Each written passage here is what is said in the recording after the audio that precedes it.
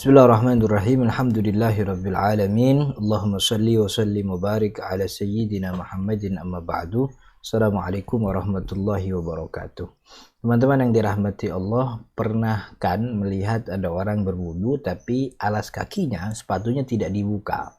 Lalu ketika sampai pada bagian kaki, itu alas kaki atau kaki yang masih ada alasnya, masih ada sepatu atau mungkin kaos kakinya saja, itu cukup diusap dengan tangan yang basah. Mungkin pernah melihat seperti itu dan rasanya aneh. Dan itu memang aneh dalam pandangan Syafi'iyah, khususnya orang Indonesia. Ya memang kalau wudhu itu harus terbuka seluruh bagian yang wajib wudhu begitu. Karena memang tidak biasa ya bagi orang Indonesia berwudhu dengan alas kaki, sepatu masih ada alas kakinya. Tapi dalam syariat yang tidak biasa bagi kita itu kan ya tidak berarti tidak boleh. Nah yang jadi pertanyaan, apakah memang syariat membolehkan praktek wudhu seperti itu? Praktek wudhu di mana kakinya tidak dibasuh begitu, cukup diusap saja pada alas kakinya, pada kaos kaki atau sepatunya. Insya Allah kita bahas di episode kali ini. Teman-teman yang dirahmati Allah, praktek wudhu seperti ini kalau kita adjustment, kita takyif ke dalam pembahasan fikih wudhu, itu masuk dalam kategori al-mashu al-khufaini, mengusap dua khuf. Jadi mengusap dua khuf atau al-mashu al-khufaini ini artinya apa? Isabatul yadil mubtallati bil ma' li khufin makhsusin fi mawdu'in makhsus wa fi zamanin makhsus. Jadi al-mashu al-khufaini atau mengusap dua khuf adalah mengusap khuf itu alas kaki. Nanti kita bahas apa definisi khuf. Mengusap khuf tertentu berarti memang ada syarat-syarat khusus untuk sesuatu itu dikatakan sebagai khuf. Pada bagian tertentu, di waktu tertentu dengan tangan yang basah. Jadi memang syariat ini membenarkan, melegalkan ada praktek wudhu ketika sampai pada bagian kaki yang kakinya masih dibaluti alas kaki, itu memang boleh cukup diusap saja alas kakinya. Namanya mash alal khuffaini, mengusap dua khuf. Nah, yang jadi permasalahan khuf itunya apa gitu. Nanti kita adjustment, kita takyif apakah sepatu yang kita pakai atau kaos kaki yang kita pakai sekarang itu termasuk khuf atau bukan. Dalam kitab Al-Fiqhul Islami wa Adillatuh, Dr. Robah Azwala menjelaskan khuf itu as-satiru lil ka'baini, sepatu atau segala jenis alas kaki yang satir lil ka'baini, yang menutupi mata kaki hingga dari ujung kaki sampai mata kaki. Di alas kaki yang menutupi bagian kaki sampai mata kaki, fa'aksar atau lebih, min jildin, dan itu alas kaki itu terbuat dari kulit, au nahwi atau benda-benda selain kulit yang memang bisa menutupi bagian kaki sampai mata kaki itu. Nah, kalau dari definisi mungkin kita bisa gambarkan, visualisasikan khuf itu seperti ini. Alas kaki yang memang menutupi mata kaki atau lebih begitu ya. Mungkin seperti ini salah satu contoh gambaran sederhananya. Tapi kita lihat nanti apa kemudian syarat khuf dari pandangan ulama, yang kemudian dari itu kita cocokkan, kita adjustment kepada kaos kaki dan sepatu kita, apakah layak disebut khuf atau tidak. Nah, syariat khuf itu sendiri teman-teman yang dirahmati Allah, itu syariat yang memang sudah ada sejak zaman Nabi, artinya Nabi Muhammad melegalkan itu. Dan ini bukan syariat rukhsah, bukan dispensasi, bukan keringanan. Ini memang syariat bihyalihi. Dia sendiri itu syariat. Jadi dia adalah bukan pengganti, bukan keringanan. Artinya tanpa ada kesusahan, tanpa ada kesulitan, orang boleh melakukan itu, gitu. Karena Nabi Muhammad SAW membolehkan kita, melegalkan kita untuk memakai khuf baik dalam keadaan mukim atau juga dalam keadaan safar. Jadi dua keadaan, safar atau mukim, itu dibolehkan kita memakai khuf. Dan ketika kita memakai khuf, wudunya tidak usah buka khuf, cukup diusap saja khufnya.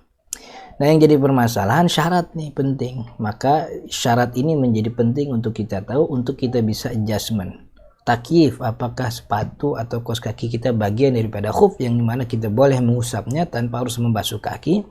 Pertama, syarat khuf yaitu orang yang memakai khuf harus berwudu sebelum memakai secara sempurna.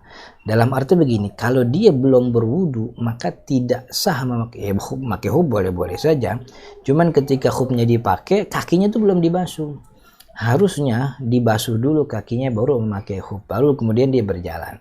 Jadi untuk boleh kita mengusap khuf, sebelum memakai khuf dia harus bersuci secara sempurna. Nah, suci secara sempurna itu suci sampai rukun terakhir wudhu, yaitu membasuh kaki kiri. Artinya kalau ada orang yang membasuh kaki kanan, selesai basuh kaki kanan kemudian dia pakai khuf, itu belum sah. Kenapa? Karena belum selesai toharohnya. Toharoh selesai di basuhan kaki kiri. Jadi selesaikan dulu toharohnya baru kemudian yang pakai khuf. Yang kedua, syarat kedua, menutup bagian wajib wudhu. Khuf yang dipakai, alas kaki, sepatu, itu haruslah alas kaki, sepatu yang menutup seluruh bagian wajib wudhu. Bagian wajib wudhu pada kaki adalah dari ujung kaki sampai mata kaki. Maka kalau sepatunya kurang dari mata kaki, seperti pantopel atau sejenisnya yang memang tidak sampai mata kaki, itu tidak sah dikatakan khuf, karena ketika dia pakai ada bagian wajib wudhu yang terbuka, padahal khuf itu mengganti basuhan kaki. Kalau ada bagian yang terbuka wajib dibasuh, bagian yang tertutup diusap. Berarti kan ada dua bagian, diusap dibasuh. Nggak mungkin kita tidak temukan riwayat Nabi Muhammad membasuh juga mengusap juga. Ya kalau mau usap semuanya, maka sepatu harus menutupi mata kaki. Kalau mau dibasuh ya basuh semuanya, harus terbuka begitu. Jadi tidak pernah kita temukan dua cara itu sekaligus, basuh juga usap juga. Jadi maka itu khuf harus sesuatu yang menutupi mata kaki. Nah, kuat dan bisa dipakai berjalan jauh. Itu juga syarat yang ditetapkan oleh mazhab Asy-Syafi'iyah. Jarak safar dalam mazhab Syafi'i itu 16 farsah, 4 burut atau 89 km. Contoh sederhana, masuk pintu tol Taman Mini, keluar pintu tol Cilegon Barat. Nah, itu lebih daripada 89. Kira-kira bisa gak tuh kaos kaki sepatu yang itu kuat dipakai buat berjalan sepanjang itu? Begitu. Itu khuf, syaratnya khuf bisa dipakai buat berjalan jauh. Walaupun memang ada beberapa ulama yang tidak mensyaratkan jalan jauh, yang penting bisa dipakai buat berjalan gitu. Ya karena khuf yang ada di zaman Nabi Muhammad ya memang itu untuk dipakai buat berjalan, dan dia terbuat dari bahan yang kuat. Karena terbuat dari bahan yang kuat, makanya ribet, bukanya juga susah gitu. Jadi itu khuf ya, harus bisa kuat, harus bisa dipakai buat berjalan. Dalam beberapa ulama termasuk Syafi'i dipakai berjalan jauh. Syarat yang keempat, tidak boleh berlubang, karena kalau dia berlubang berarti ada bagian yang wajib wudhu yang terbuka. Kalau terbuka ya wajib dibasuh. Kalau wajib dibasuh tapi sebagian ada yang diusap, nggak mungkin. Jadi tidak bisa ada dua hukum pada kaki, usap dan basuh, nggak, harus satu, entah itu dibasuh atau itu diusap saja. Jadi usap dengan basuh tuh, usap cukup tangan yang basah dia ngusap, tapi kalau basuh tuh dialirkan air gitu. Nah kemudian terbuat dari benda suci, artinya kulit atau alas kaki itu terbuat dari kulit. Kalau dia kulit, tidak boleh kulit anjing, tidak boleh kulit babi karena itu najis gitu. Dan dia juga tidak boleh terbuat dari benda najis yang lain. Misalnya kulitnya sih kulit yang suci tapi kemudian terbaluti najis gitu, itu juga terlarang. Bahkan dalam mazhab Imam Malik, syarat khuf itu harus terbuat dari kulit yang suci tentunya, karena itulah yang teriwayat dari Nabi Muhammad bahwa khufnya Nabi Muhammad SAW itu terbuat dari kulit. Nah, tapi 5 syarat ini sudah menjadi cukup. Artinya 5 syarat inilah yang disyaratkan oleh ulama untuk sesuatu itu sah dikatakan khuf. Kalau dari 5 syarat ini kita adjustment, kita takyif kepada kaos kaki atau sepatu kita, kalau sepatu mungkin, tapi kalau kaos kaki itu rasanya tidak mungkin karena tidak memenuhi beberapa syarat. Pertama, tidak bisa dipakai untuk berjalan jauh. Jangankan jalan jauh, jalan dari depan ke rumah itu, dari rumah kita ke depan mungkin ke Indomaret, Alfamart, itu kaos kaki nggak bisa bolong-bolong kan gitu. Toh selama ini nggak dipakai buat berjalan tuh kaos kaki udah bolong-bolong gitu, apalagi dipakai buat jalan. Dia tidak bisa dipakai buat berjalan jauh. Kemudian yang kedua, dia tidak tembus air. Ya, kaos kaki padahal syaratnya tuh harus tidak berlubang supaya air tidak masuk. Kalau air masuk ya buat apa ada khuf, ya langsung dibasuh. Justru adanya khuf itu untuk mengganti basuhan, Kalau kakinya bisa dibasuh ya khuf menjadi tidak berfungsi. Maka itu syarat khuf harus terbuat dari bahan yang kuat dan juga tidak berlubang sehingga air tidak masuk. Nah, kaos kaki tidak memenuhi itu. Kata Imam Ibn Hajar Al-Haytami dalam kitabnya Tuhfatul Muhtad, la yujzi'u mansuj, tidak sah khuf itu terbuat dari sesuatu yang bisa tembus air. walaupun bahannya kuat dan bisa dipakai berjalan jauh, karena yang demikian tidak sesuai dengan apa yang disebut khuf dalam hadis-hadis Nabi Muhammad SAW. Kemudian ada lagi satu yang ketiga, tipis dan transparan. Umumnya kaos kaki yang ada pada kita tuh tersebar di pasar-pasar kita, dipakai di kaki-kaki kita, umumnya tuh tipis dan itu transparan. Transparan itu dalam arti kulit bagian dalam khuf, bagian dalam kaos kaki itu masih terlihat, maka tidak memenuhi syarat untuk dikatakan sebagai khuf. Artinya berwudu dan kakinya masih dibaluti kaos kaki tapi tidak dibuka, diusap, wudunya tidak sah karena kaos kaki tidak memenuhi syarat khuf. Tapi beda cerita kalau itu sepatu tapi harus memenuhi syarat yang tadi, gitu ya, harus memenuhi syarat-syarat yang tadi. Nah, sepatunya pun harus mengcover semua anggota tubuh, jangan cuman bagian bawahnya saja, mata kakinya terbuka. Mata kaki kan tertutup pakai kaos kaki, enggak, kaos kaki enggak, bukan bagian dari khuf, maka itu harus semuanya. Jadi kaos kaki bukan bagian dari khuf, maka berwudu kaos kakinya tidak dibuka, cukup diusap, itu wudunya tidak sah karena dia meninggalkan bagian wajib wudu, yaitu kaki yang tidak dibasuh. Nah, kemudian kalau kita punya sepatu atau mungkin punya kaos kaki yang memenuhi syarat khuf, berapa lama khuf itu boleh kita usap? Dalam hadis yang diriwayatkan oleh Sayyidina Ali bin Abi Thalib dari riwayat Imam Muslim, beliau mengatakan, ja'ala Nabi sallallahu alaihi wasallam, Nabi Muhammad menjadikan thalathata ayamin, 3 hari beserta malamnya, lil musafir, bagi orang musafir, yauman wa lailah, 1 hari 1 malam untuk orang yang mukim, yaitu maksudnya mengusap 2 khuf. Jadi waktu atau masa aktif di mana orang boleh mengusap 2 khuf, artinya berwudu tidak perlu dibuka itu alas kakinya, cukup diusap saja, itu 3 hari kalau dia musafir, 1 hari kalau dia mukim. Nah, mulainya kapan? Mulai masa aktifnya. Nah, mulai menghitung masa aktif khuf adalah ketika berhadas setelah memakai. Antum memakai khuf di waktu subuh hari Senin.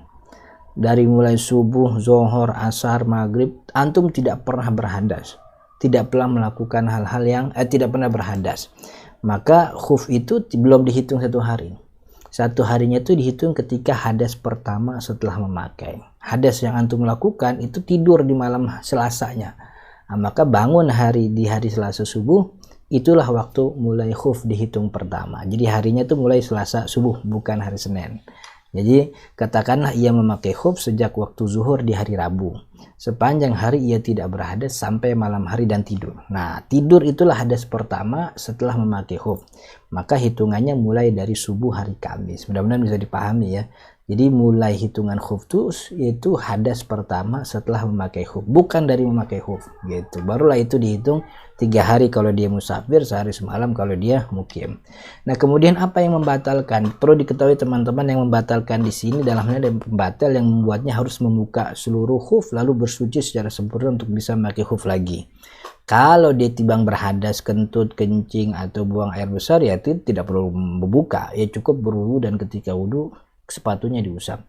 Ini pembatal di sini adalah pembatal yang membuat khufnya harus dibuka seluruhnya.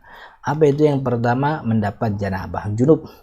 Ketika dia junub, keluar air mani atau berhubungan badan atau haid bagi perempuan, maka dia harus lepas sepatunya, dia mandi janabah. Atau sepatunya dilepas sendiri gitu. Sudah wudunya tuh memakai khuf gitu, kemudian sepatunya dilepas, maka wudunya menjadi batal karena basuhan kaki ada pada sepatu, sepatunya dilepas, maka wudunya menjadi batal dan kedua-dua sepatu harus dibuka lalu dia wudu secara sempurna lagi. Kemudian ada lubang atau sobekan yang membuat air itu masuk, dan selobang atau sobekan itu membuat khuf tidak memenuhi syarat khuf itu sendiri.